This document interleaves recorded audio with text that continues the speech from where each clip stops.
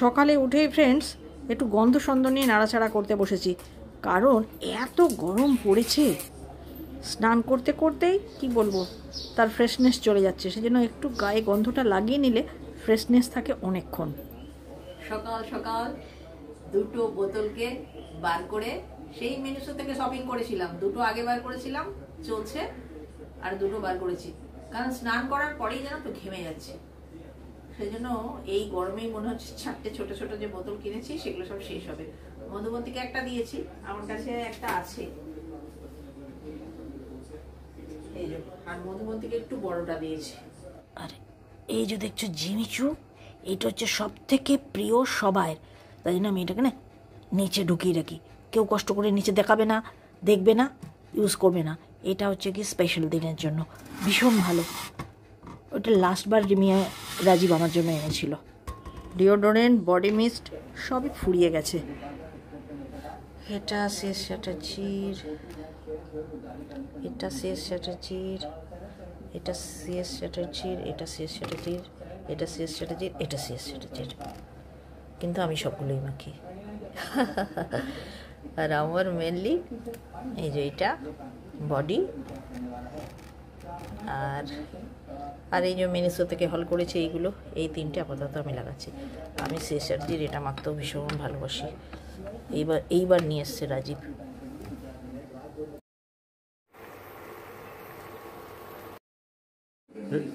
অনেকেই বলবে যে এই গরমে ম্যাগি আন্টি, গরমে গরমই খেতে হয়, বিট দ্য হিট।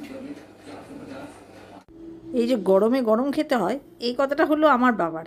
যতই গরম পড়ুক না কেন, আমরা শুধু শরবত খেতাম, আমার বাবা বলতো গরমে গরম খেতে হয়, আমার জন্য বাপু চা করো। আর মা তখন কি বিরক্ত হতো।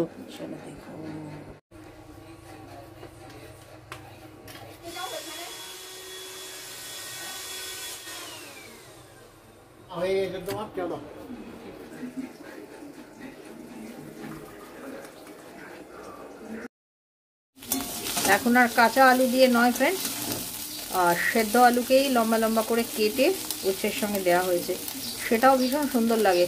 শেষ চ্যাটার্জি ফার্স্ট দিন করে না খাওয়ালে বুঝতে পারতাম না যে এতটা সুন্দর লাগতে পারে। আমাদের বাড়ির চারিদিকে খুব নয়েজ, আর নয়েজের মধ্যেই আমি ভিডিও করে বেড়াচ্ছি। রান্না তো আছেই বাবু, সেই রান্না নিয়ে যদি আমি সাত সকালে রান্নাঘরে ঢুকে পড়ি না, তখন কি হয় বলো তো, এই সমস্ত বাকি কাজগুলো আর হয় না। সেই জন্য আমি আগে হাত লাগিয়েছি, আজকে সোফার আপহোলস্ট্রিগুলো বদল করব। সিটে যেগুলো পাতা ছিল সেগুলো সব লন্ড্রিতে দিয়ে দিয়েছি, আর ব্যাকেরগুলো টেনে নিয়ে সিটে দিয়েছি, সেই জন্য একটু খাপচা মতো হয়েছে। আর আজকে ওভারলোডেড হয়ে গিয়েছিল, আবার কালকে দেখা যাবে। আজ আসলে একটা দোহার নিয়ে নিয়েছিলাম তো, প্রচণ্ডভাবে ভারী হয়ে গেছে।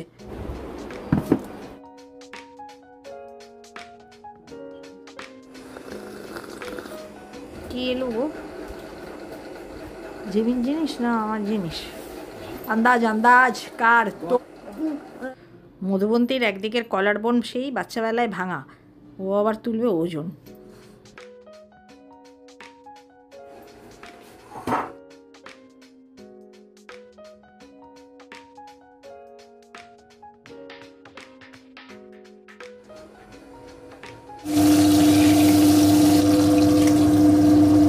আসলে আজকে রান্নার নেই তেমন কোনো চাপ, তাই জন্য আমি একটু ওই বাড়তি ক্লিনিংয়ের কাজ করে নিলাম।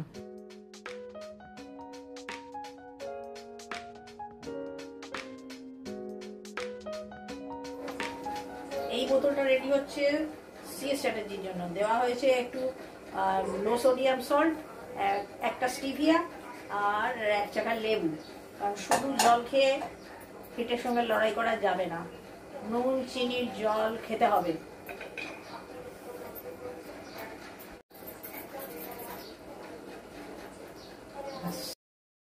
রেডি।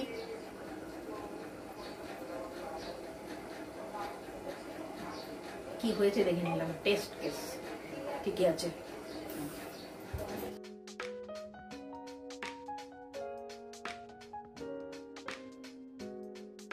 ফুচকার জলের মতো পাতলা।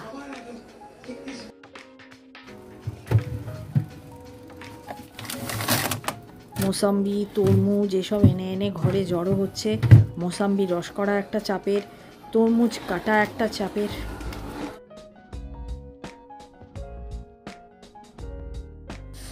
এই গরমে হিটকে বিট দিতে ফলের জুড়িদার আর কেউ নেই, কিন্তু কাটতে বড় সমস্যা। কলাগুলো বেশ ভালো, ছাড়িয়ে ছাড়িয়ে খেয়ে নাও। সেই জন্য কলাগুলো কী করেছি বলো তো, আমি সামনের ফ্রিজে রেখে দিয়েছি, ছাড়িয়ে ছাড়িয়ে খেয়ে নিতে পারবো। শশা কাটাও বিরক্তকর। আমার কিন্তু ইলেকট্রিক সাইট্রাস জুসার আছে, পারতে ইচ্ছে করছে না। এইটাই ছিল হাতের কাছে, এখন কি হয়েছে জানো তো, ওই ছোট জায়গায় একটু হাতের কাছ থেকে হাতের উঁচুতে রাখা থাকে, বার করতে ইচ্ছে করে না। মেয়ে দেখবে, দেখলে পরেই চাচাবে যে ওগুলো কি ডিম পাড়াবে।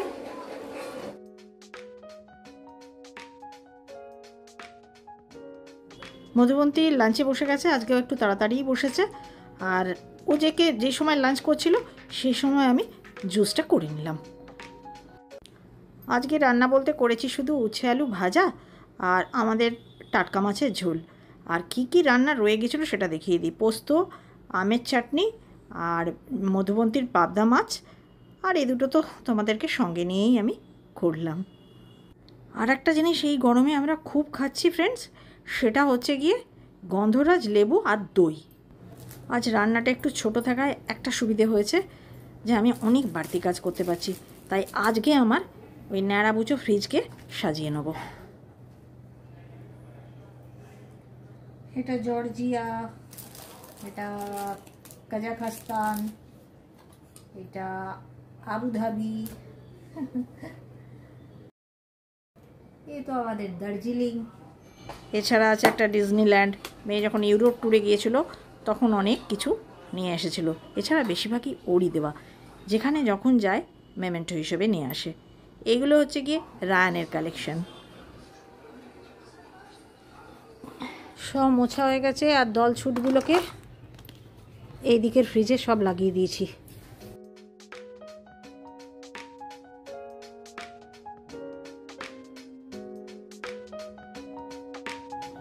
এইদিকে ব্রেভারেজ, আইসক্রিম, ফল, তারপরে সবজি, ওইদিকে মাছ ফাছ এইসব দিয়ে আলাদা আলাদাভাবে সেগ্রিগেটেড করে সাজাবার চেষ্টা করেছি।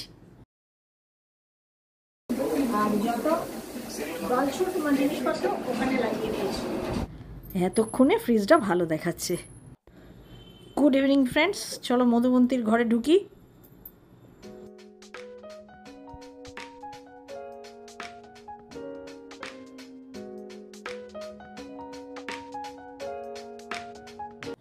এটা হচ্ছে আমাদের কফি ব্রেক, আমার আর মধুবন্তীর। তো টেস্টি খাবার দাবার, একদম আর সবুজ সইছে না, বুঝলে না। এই দেখো, সে লঙ্কা খড়া দিয়ে আলু হাতে মেখেছি, আছে তোমার চপ, সঙ্গে একটা পেঁয়াজি, তার সঙ্গে সত্তু, তার সঙ্গে পেঁয়াজ লঙ্কা, বিট নুন, তেল, গন্ধরাজ লেবুও আছে। ওটা শেষ, সেটাজি নেবে না, ওটা আমি নেবো। আমাদের না এই ভাতটা একসঙ্গে মেখে নেওয়া হয়, মেখে নিয়ে ভাগ ভাগ করা হয়।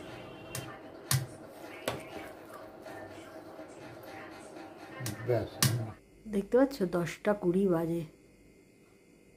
শেষ স্ট্র্যাটেজি, মধুবন্তী যে যার রুমে এসি চালিয়ে ঢুকে পড়েছে, আর আমি আগামী দিনের প্রস্তুতি নিচ্ছি। আর কোন ফ্রিজে কি রেখেছি মনে করতে পারছি না তো, একবার এই ফ্রিজ খুলছি, একবার ও ফ্রিজ খুলছি। যেহেতু এই ফ্রিজটার নতুন সেট আপ, পেছনে রেখেছি না সামনে রেখেছি না বাস্কেটে ভরেছি না ফ্রিজারে রেখেছি। এবারে আর অতটা করবো না, অল্প করে করবো, কারণ এবারে তো আর বাপের বাড়ি দিতে যাব না, শুধু নিজের বাড়ির জন্যই। মুগ ডাল,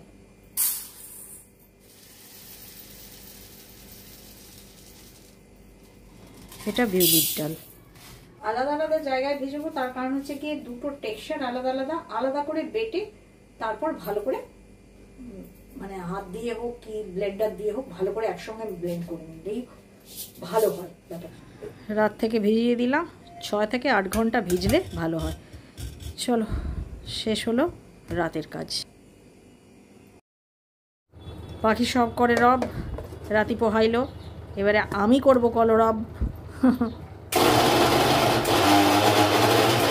গুড মর্নিং ফ্রেন্ডস, আজকে লাঞ্চ ব্রেকফাস্ট ওইসবে হাত দেওয়ার আগেই বিকালের খাবার তৈরিতে বিজি হয়ে গিয়েছি, কারণ এইটা একটা বড় কাজ ছিল। ডাল বাটাটা হয়ে গেল, এইটা হয়ে গেল মানেই 60% কাজ আমার এগিয়ে গেল। ওই যে তোমাদের বললাম না যে আমার অনেকটা দই রয়ে গেছে, তাই জন্য কালকে রাতে ডাল ভেজালাম। সকাল উঠে আগে আমি ডালটা বেটে ফেললাম। খুব স্লিপারি তো, ডালটা বাটতে একটু অসুবিধা হয়। প্রথমে দুভাগে বেটে নিয়েছি, তোমাদের বললাম যে আলাদা আলাদা ভাবে বাটবো। প্রথমে বেগুন ডাল বেটে নিয়েছি, তারপরে মুগ ডাল বেটেছি। পরে এর ভেতরে যেহেতু আজকে কম করেই করছি, দুটোকে মিশিয়ে ব্লেন্ড করে নিলাম। আর এতে দিয়েছিলাম তোমার আদা, কাঁচা লঙ্কা আর নুন আর একটু হিং দিই। হিংটা এরপর দেবো।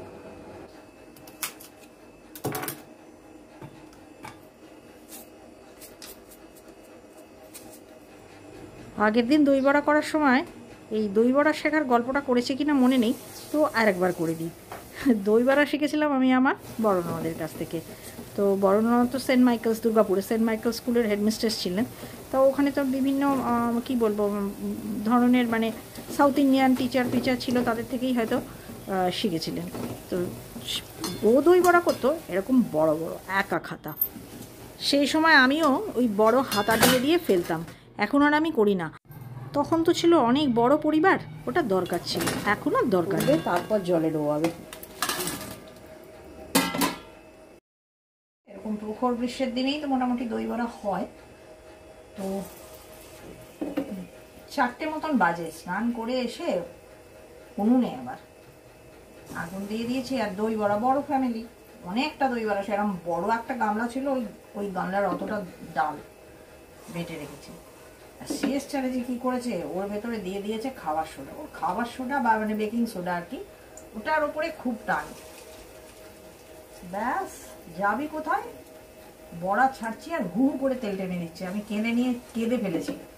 শাশুড়ি জিজ্ঞাসা করতে কি হলো, আমি বললাম দেখুন না আপনার ছেলে এরকম খাবার সোডা দিয়ে দিয়েছে, সমস্ত তেল টেনে নিচ্ছে। সেই ডাক নামটা নিয়ে পরে বলছে উমুকের তো সবই বিট খেলে যা করবে তাই বাড়াবাড়ি। তারপর থেকে আমি না আর খাবার সোডা ও দিতে বললেও দিই না। আগের সময় মিথ্যে কথাও বলে দিই, নেওয়া দিয়েছি। মানে এই দই বড়া কিন্তু শিখেছি আমি খুব কম বয়সে, আর আমার থেকে শিখেছিল আমার মা। দই বড়া ডোবাবার জন্য যে জলটা ব্যবহার করি তাতে দিয়েছি একটু নুন আর একটু হিং। ঠান্ডা জল কিন্তু, গরম জল নয়, এমনি সাদা খাবার জল। আমি না খুব একটা বেশিক্ষণ জলে ডুবাই না, হালকা হালকা ক্রাঞ্চি থাকতেই তুলে রাখি। তাতে কি বলো তো, মানে এই ক্রাঞ্চি দই বড়ার ওপরে একটু মিঠা চাটনি দিয়ে খেতে, নুন দিয়ে একটু মিঠা চাটনি দিয়ে খেতে কিন্তু বেশ ভালো লাগে। দই নেওয়ারও দরকার পড়ে না, দরকার পড়লে একটু তুমি মাইক্রোওভেনে গরম করে নাও। আগে ওই খেজুর আর তেঁতুল দিয়ে মিঠা চাটনি বানাতাম, এখন আর বানাই না, কেনা। আজকের বাজার করলা, লঙ্কা কাণ্ড বেঁধে যাবে এবার ঘরে। দেখো না আমার সঙ্গে সব সময় এত করে লঙ্কা আনছে। আর এসেছে গন্ধরাজ লেবু, পাতি লেবু, দুধ। চলো দুধ ধোয়া হয়ে গেছে, দুধ তুলে দিই না, এই যে পাশে দাঁড়িয়ে রয়েছে তাকে দিয়েই তোলানো করাই। এটা গরমে 1 মিনিট রাখা যাবে না। চলো ধরো, তৈরি হচ্ছে চিকেনের মশলা।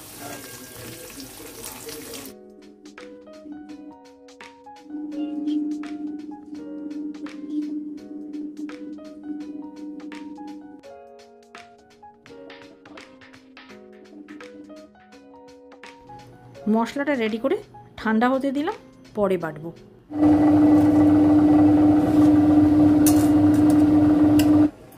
জানো তো এখন তো আমি ভয়েস ওভার দিচ্ছি, রান্নাটা যখন করেছিলাম তখন কিন্তু আমি জানি না যে এটা কতটা ভালো হবে, কারণ বানিয়ে করেছি।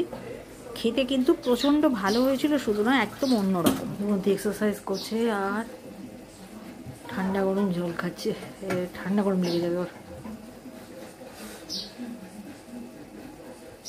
এটা আমার হাতে বানানো মশলা, আলাদা করে কোনো গরম মশলা ফোড়নও দিইনি আর গুঁড়োও দেবো না, কারণ এই মশলার ভেতরেই আছে সব রকমের গরম মশলা, এছাড়া জিরে, ধনে, শুকনো লঙ্কা, গোলমরিচ, সব কিছু।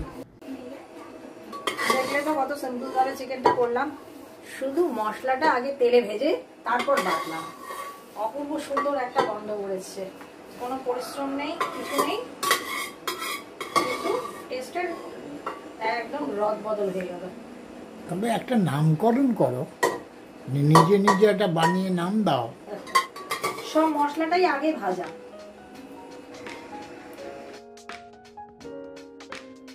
লাঞ্চ মেনুটা দেখিয়ে দিই ফ্রেন্ডস।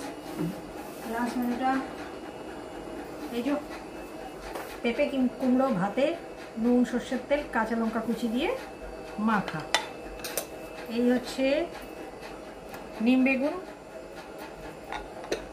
আর এই হচ্ছে চিকেন, রাইস, আর আমের চাটনি আমি করে রেখেছি।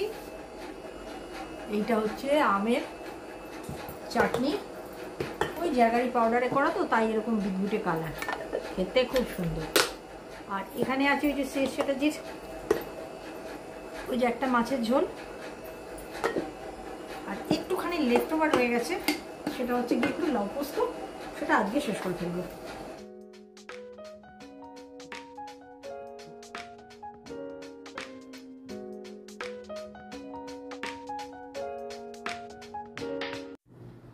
এই যে এটা দেখছো মুখোশটা, এটা হাতের কাজের।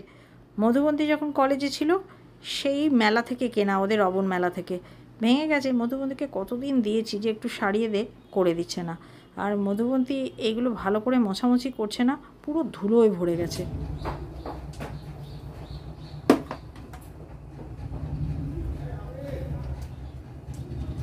মধুবন্তীকে বললাম যে তোর ছানাপোনাগুলো তোল, তোর ছানাপোনাগুলো না তুললে আমি তো আজকের কাঁচাগুলো আর মেলতে পারবো না, তুলে তুই সাজিয়ে নে, তোরও একটা কাজ হয়ে যাবে আর আমার কাজেরও সুবিধে হবে।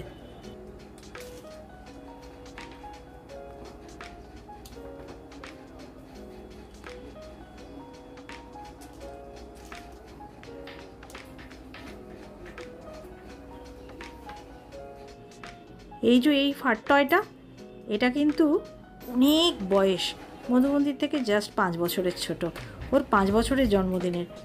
কিন্তু দেখতে পাচ্ছ এখনও কত সুন্দর রয়েছে। এক সময় ওদের দু বোনেরই ছিল প্রচণ্ডভাবে ফাটটয়ের শখ।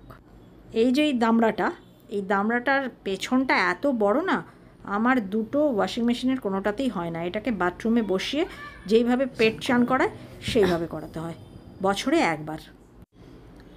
আজকে ফ্রেন্ডস ওই যে গতকাল কেচেছিলাম যে সিট কভারগুলো, সেগুলো সব শুকিয়ে গেছে, আর ওইগুলোই আবার পেতে দিলাম। তুলে ভেবেছিলাম যে একটা অন্য কিছু লাগাবো, কিন্তু ওই যে বলেছি বার করার আলিস্যি, আর হলো না। বেশ হালকা রং আছে, গরমকালে ভালো লাগবে, তাই ওইটাই আবার পেতে দিলাম। আর সিএস চ্যাটার্জিকে কী বলছিলাম বলো তো, যে 2000 টাকা দাও, বিশাল থেকে নতুন এক সেট কিনি। গরমে একবার চান শীতে চান করতে পারে না, গা শুকায় না। কি ভারী হয়েছে, আমার 3 গুণ ওজন।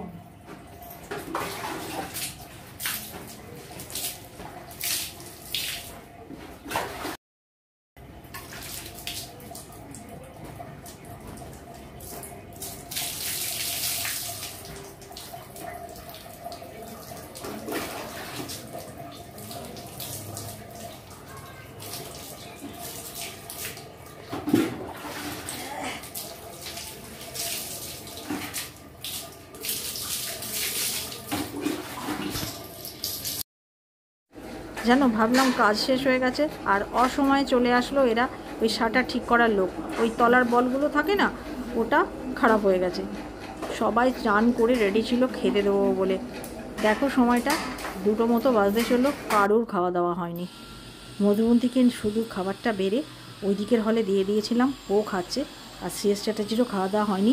আমরা এখন দুজনে মিলে ঝাঁটা আর ভ্যাকুয়াম ক্লিনার নিয়ে জুড়ি জবাবই কাজ করছি। মানে আমি জড়ো করে করে দিচ্ছি আর ও তুলে তুলে নিচ্ছে, কারণ এরপরে তো আমাকে আবার মপিংও করতে আছে। কখন যে আজকে খাবো, খাওয়া দাওয়া শেষ হবে কে জানে। এই জন্য না আমি অসময়ে কাজ একদম ভালোবাসি না। এটা যদি আমার কন্ট্রোলে থাকতো আমি বলতাম 1:30 বেজে গেছে, আর কাজে আসতে হবে না। আমি খুব রেগে গেছি, সেই জন্য না সিএস চ্যাটার্জিকে ডেকেছিলাম না, সিএস চ্যাটার্জি নিজেই ভ্যাকুয়াম ক্লিনার নিয়ে চলে এসছে। অসময়ে কাজ। এই মুহূর্তে ফ্রেন্ডস পুরো শাটার ফাটার লাগিয়ে দিয়ে এসি চালিয়ে বাকি কাজটুকু করছি, আর ওই দিকে সিএস চ্যাটার্জিকে খাবারও দিয়ে দিয়েছি। এই গরমে মানুষ নাজেহাল হয়ে যাচ্ছে, তার মধ্যে একটা যদি একটুখানি বাড়তি কাজ, আর যেন রাগ সামলাতে পারছি না। যাই হোক ফ্রেন্ডস, আজকের মতো ব্লগটা আমি এখানেই শেষ করলাম। সঙ্গে থেকেও আগামী দিনে। আর যদি তোমাদের আমাদের ব্লগ একটুও ভালো লেগে থাকে, প্লিজ সাবস্ক্রাইব। আর ব্লগটা একটু বড় হয়ে যাচ্ছে, কারণ 3 দিন অন্তর দিচ্ছি তো, সেই জন্য 3 দিনের ঘটনা অল্প অল্প করে একটু একটু করে নিয়ে একসময় করে জুড়ে দিচ্ছি। তো সেটুকু তোমরা একটু কষ্ট করে দেখে নিও। Stay tune for next day, next blog. Bye bye.